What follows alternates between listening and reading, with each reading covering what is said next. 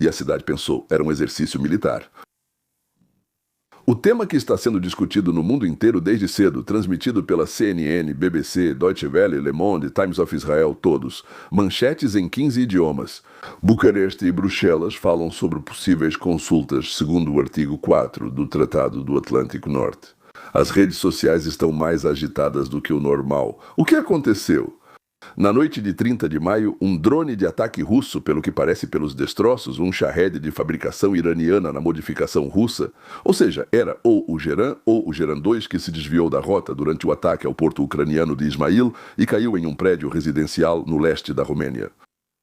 No delta do Danúbio, sim, 2 feridos. O prédio parcialmente danificado. Bucareste enviou um caça e convocou o embaixador russo. Anunciou a preparação de consultas com os aliados. A reação de fato foi uma reação mundial. É por isso que hoje eu não quero repetir as manchetes, os bastidores. Perguntar junto com vocês, o que há nessa notícia que fez com que ela chegasse à primeira página em todos os lugares? Afinal, há outras coisas sobre as quais se pode escrever, mas essa virou simplesmente a manchete principal. Isso é realmente um grande acontecimento ou estão tentando nos enganar de novo? Agora, então, para outro assunto. Hoje em Naqoura, na zona neutra na fronteira entre Israel e Líbano, sob o comando do americano Bucareste, os israelenses se sentam à mesa. As primeiras negociações diretas em décadas, até mesmo, há muito tempo, e as redes sociais estão fervendo em Teherã. Não há e não haverá declaração oficial sobre as negociações deles com os Estados Unidos.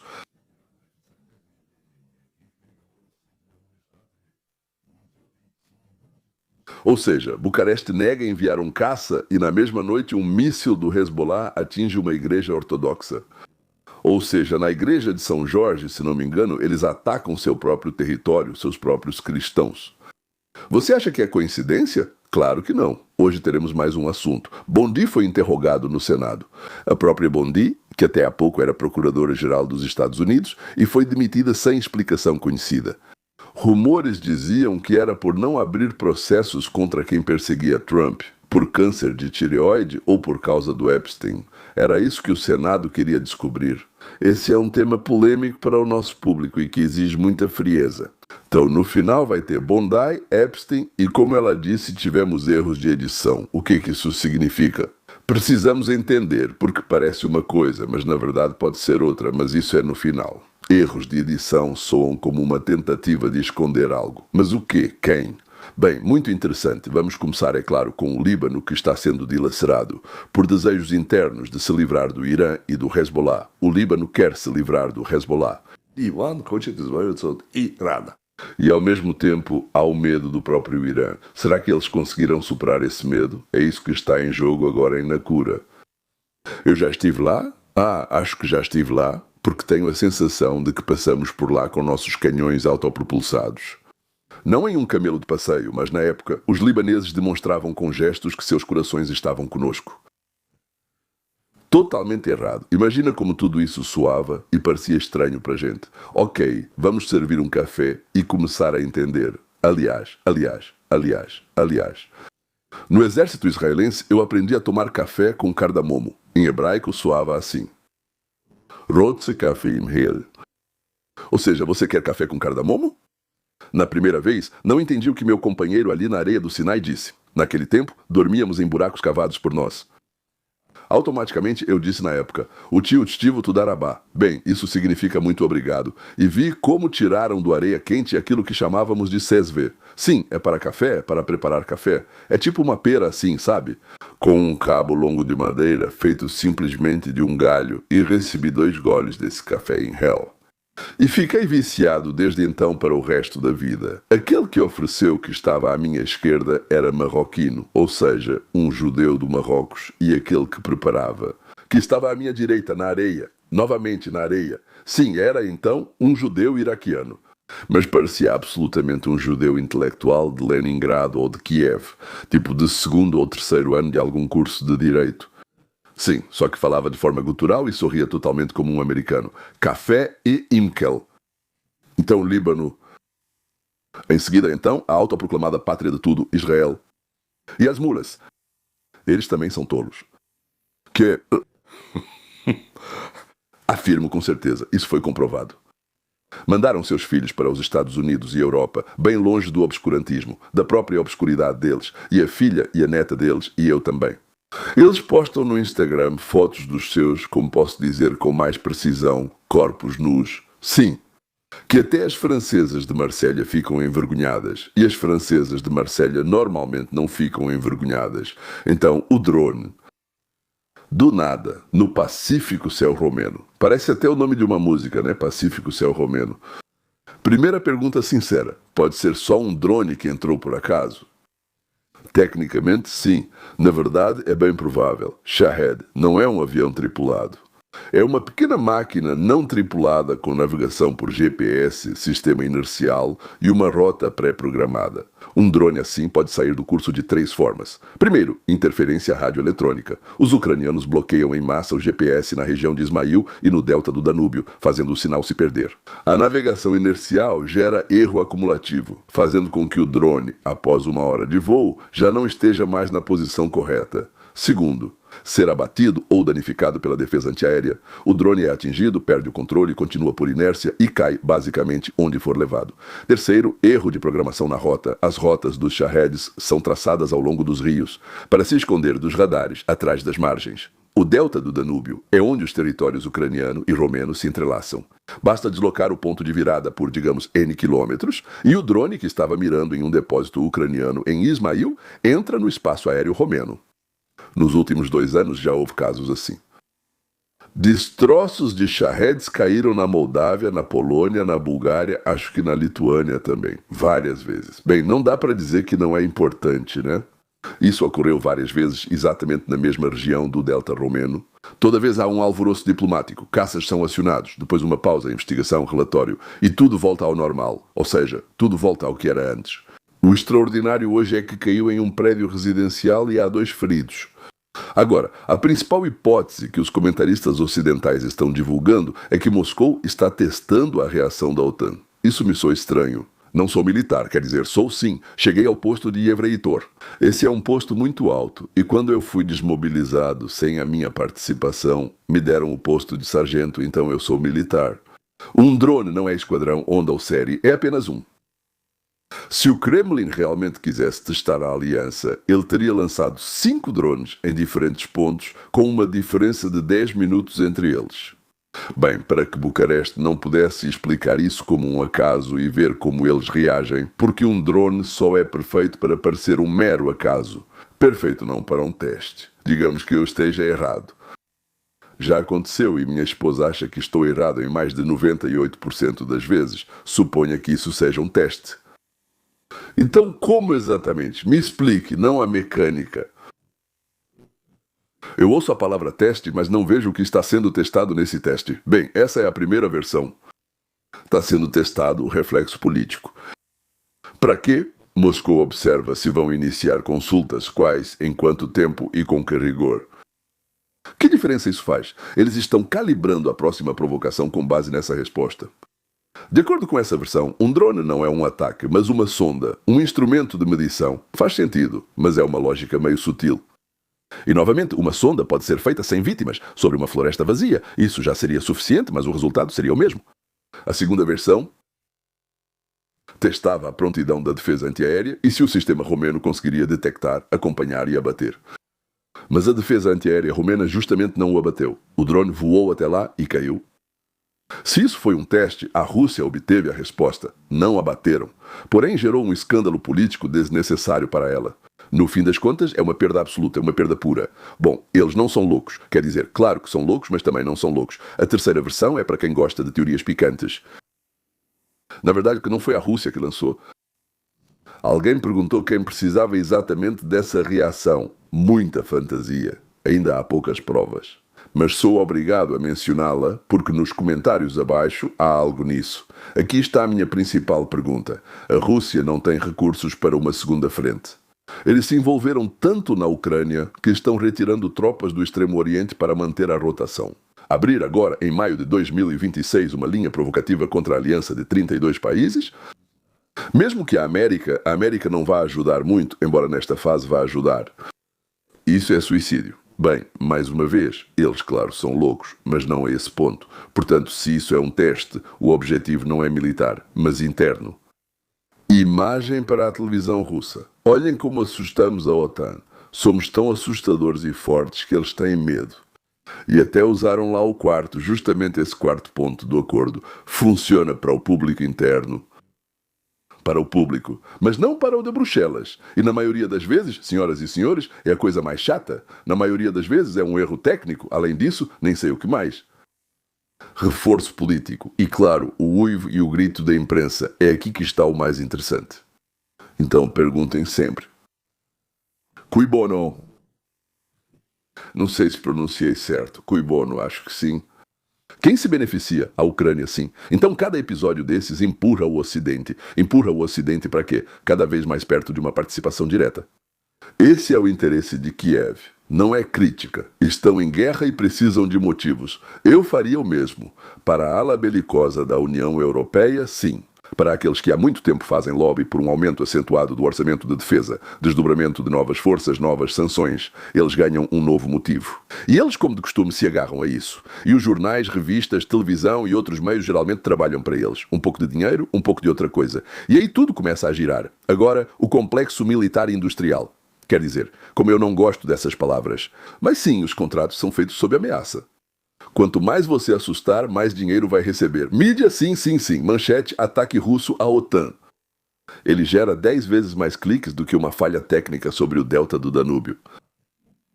Muito mais. Isso é vantajoso para a Rússia? Bem, é preciso.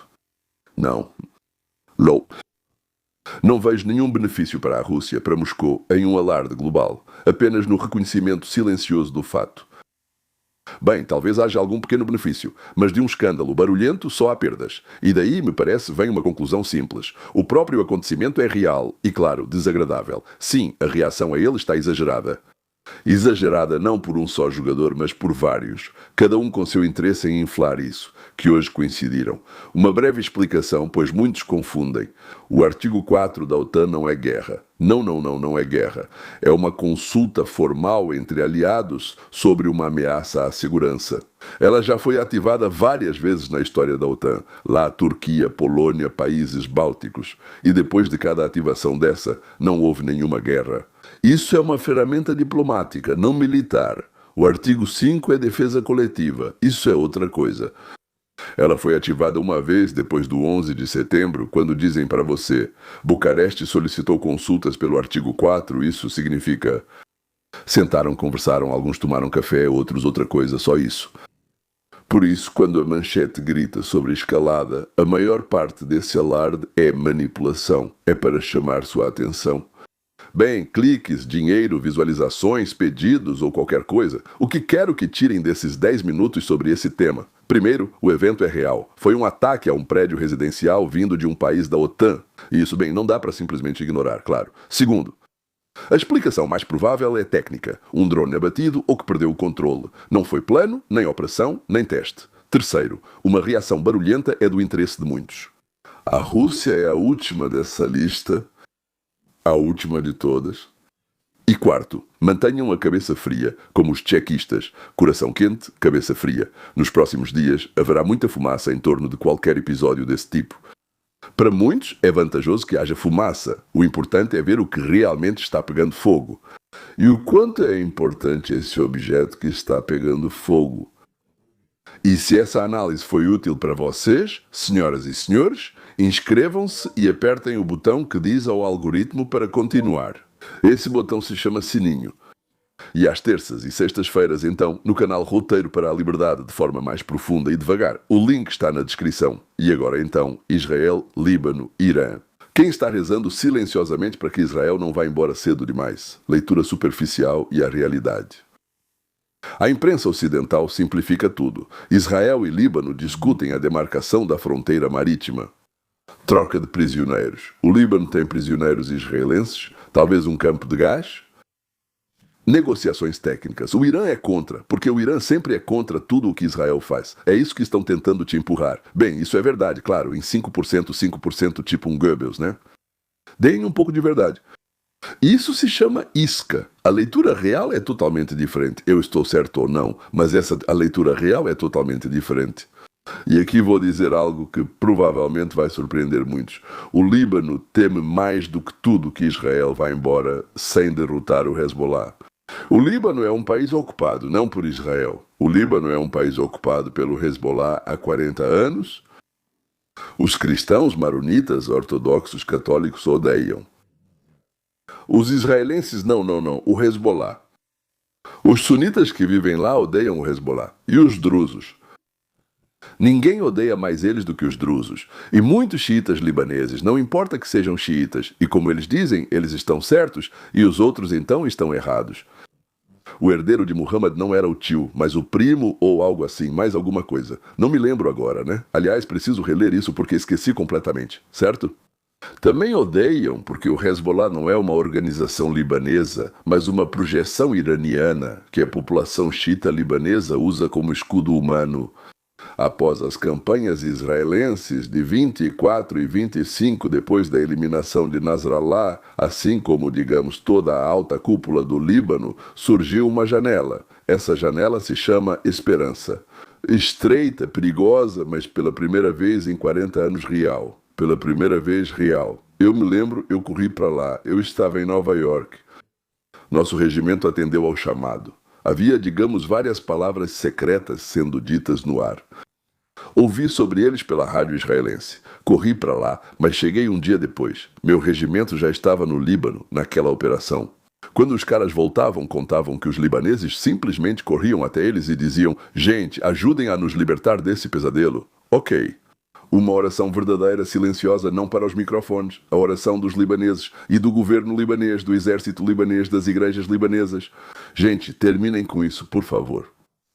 O Hezbollah, com sua liderança destruída, com um arsenal reduzido, mas com dezenas de milhares de militantes no terreno, pode voltar em 3 anos. E então, aqueles que hoje conversaram com os israelenses serão enforcados nas praças. Aliás, há um paralelo direto com a Arábia Saudita. A lógica em Riad é a mesma em relação a Teherã. Quando a imprensa americana escreve que os árabes têm medo de que Trump vá longe demais com o Irã, isso é pura enganação. Isso é uma inversão de 180 graus da realidade. A verdadeira oração saudita é a seguinte: ó Deus, não permita que os americanos saiam de Teherã enquanto este regime estiver de pé, porque um resultado pela metade seria uma catástrofe para a Arábia Saudita. O Irã, que manteve sua produção nuclear, mas teve as sanções retiradas. O Irã, que em 2 anos terá a bomba e em 3 anos estará ditando as regras no Golfo. E Ilha, assim como a liderança do Líbano, entende isso melhor do que qualquer analista em Washington. O exército libanês há décadas é mantido propositalmente mais fraco do que o Hezbollah. Isso foi organizado, por assim dizer, por quem realmente controla tudo. O exército não tem equipamentos pesados, não tem sistemas modernos de defesa aérea, não tem aviação adequada, porque um exército libanês forte seria o fim de quem? Do Hezbollah. O cenário possível de hoje, a aviação israelense elimina o Hezbollah pelo ar. O exército libanês, sob cobertura israelense e com armas americanas, com dinheiro saudita e dos Emirados, avança para o sul e limpa o território. Não como ocupante, mas como o governo libanês que está retomando seu próprio distrito do sul. O Hezbollah não ousaria atirar contra uma combinação dessas. Ela resistiu contra Israel porque estava no território do Líbano. Contra Israel, mais o exército libanês legítimo, mais o consentimento silencioso do mundo sunita, de jeito nenhum. Um país amigo na fronteira norte pela primeira vez desde 1948. Não neutro, não uma paz fria como na Jordânia, mas, acredita em mim, abertamente amistoso. Talvez o próximo na família dos Acordos de Abraão. Isso muda a geografia estratégica de Israel. Isso é extremamente importante para Israel. Fim do ciclo de 82.982, 2006 e agora, 2024. O fim das guerras constantes na fronteira com o Líbano, o fim das chuvas de foguetes sobre Haifa, a liberação de recursos militares que hoje estão reservados no norte, permitindo transferi-los para outras tarefas, incluindo um possível ataque contra instalações nucleares iranianas quando chegar a hora. O que isso tira do Irã? Hezbollah é o principal trunfo do eixo de resistência iraniano. Nem o Hamas, nem os Houthis, nem as milícias xiitas iraquianas. É o Hezbollah. Porque só ela tinha um arsenal capaz de ameaçar seriamente Israel. Você sabia que em determinado momento, no auge, eles tinham 150 mil foguetes? Infraestrutura, tudo que imaginar. As perdas do Hezbollah para o Irã significam que o Irã perde sua projeção no Mediterrâneo. O Irã perde seu principal argumento de dissuasão contra um ataque israelense às suas instalações nucleares. A fórmula é: se vocês nos atacarem, dezenas de milhares de foguetes serão lançados do Líbano. Além disso, o Irã perde prestígio, bem, no mundo xiita e também fora dele. E o principal internamente, onde o regime já está por um fio? Por assim dizer, não sei como explicar melhor. Por isso, Teherã hoje grita: nenhuma negociação. Por isso, o Hezbollah, na véspera da reunião, ataca uma igreja no sul do Líbano. Eles estão tentando sabotar essa conversa. Bem, como dizem em Israel, não vai dar em nada. Porque se a conversa acontecer, será o fim para eles. Esse é o nosso principal princípio de vida, espero eu. Não faça a outro o que você não gostaria que fizessem com você. Hezbollah faz isso com todo o resto do Líbano há 40 anos, o fim dessa era. Isso é, em essência, a restauração da regra de Hillel em terras estrangeiras. Não por nossas mãos, mas como resultado do que apoiamos. Então, fiquem de olho em Nakura. O que começou lá hoje pode ser um dos eventos mais importantes da década. Bem, agora vamos falar sobre Pam Bondi. O que aconteceu? Ontem, em sessão fechada, a ex-procuradora-geral dos Estados Unidos, Pam Bondi, prestou depoimento à Comissão Judiciária do Senado.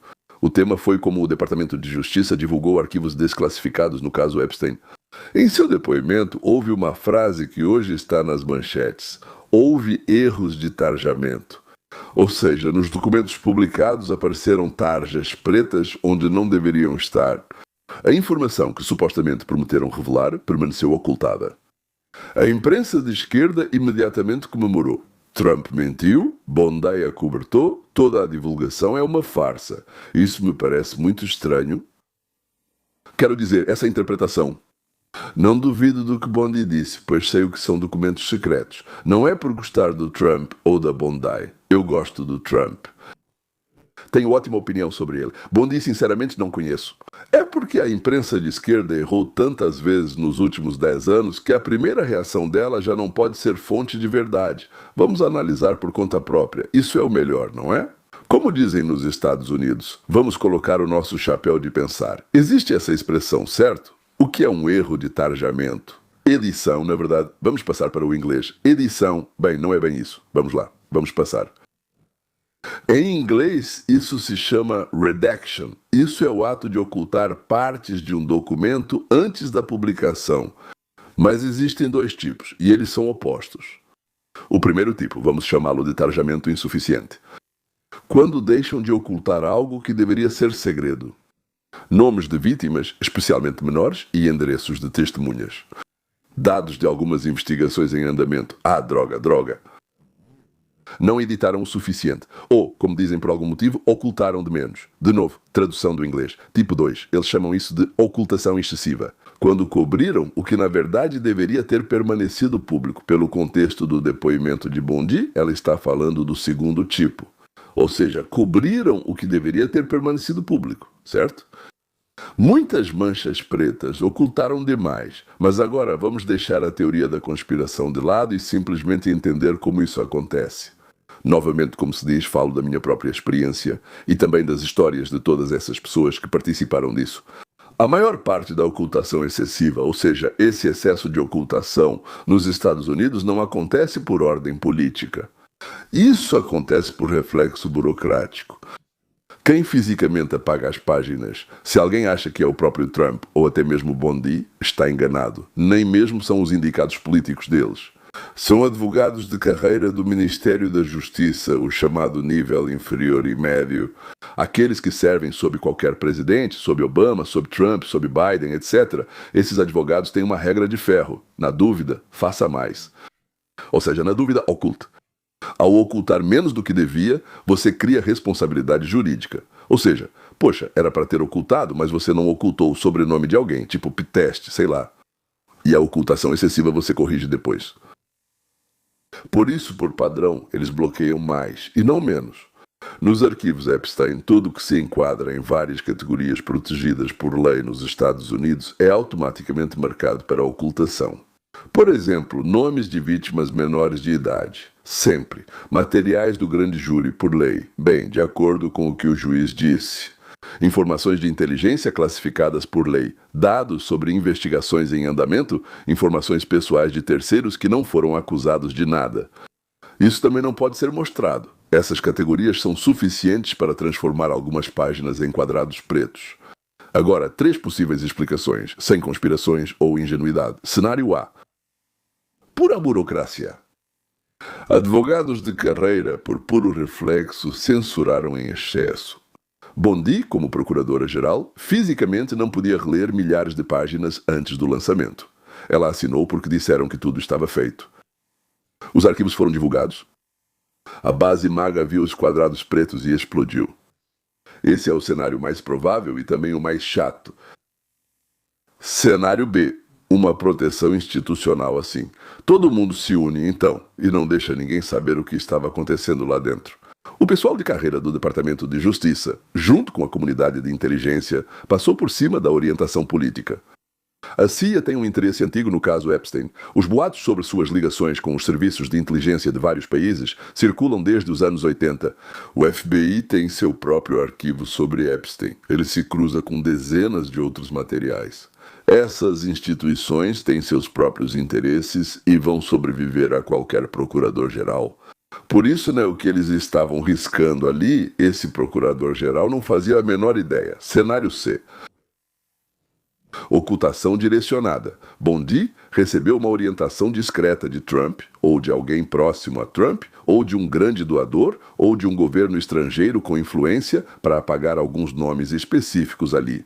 Embaixador do Reino Unido nos Estados Unidos? Bem, esse não foi apagado, certo? Divulgar tudo publicamente por ordem de Trump é teatro. Então, a instrução real foi algo como sim, mas não isso, o que me parece meio estranho. Bem, pode muito bem ser isso. Qualquer resposta deve começar com uma pergunta. Então, cui bono, novamente, quem se beneficia dessas tarjas pretas? Aos atuais e ex-agentes de inteligência de vários países, cujos nomes estão nos arquivos, membros ativos do Congresso de ambos os partidos que foram às ilhas e viajaram nos aviões.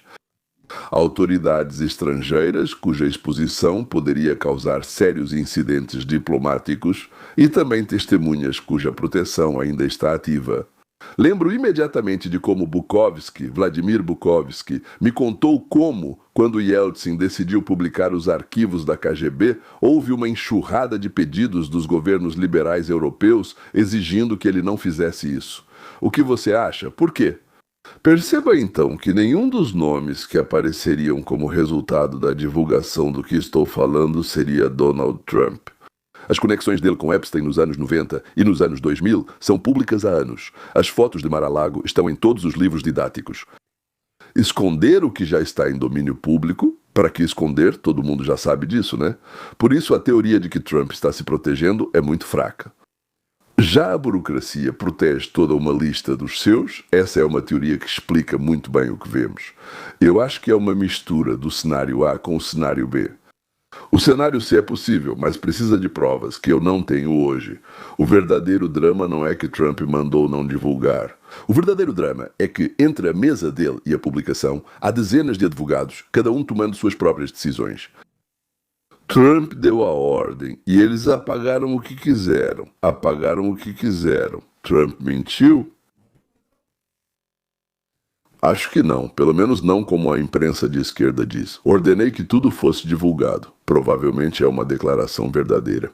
Sobre sua intenção política e sua instrução literal. O que ele não levou em conta é que a burocracia federal não cumpre as ordens de forma limpa.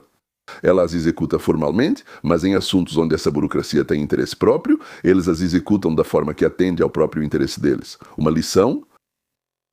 Não é o Trump que mente, mas dar uma ordem não é suficiente.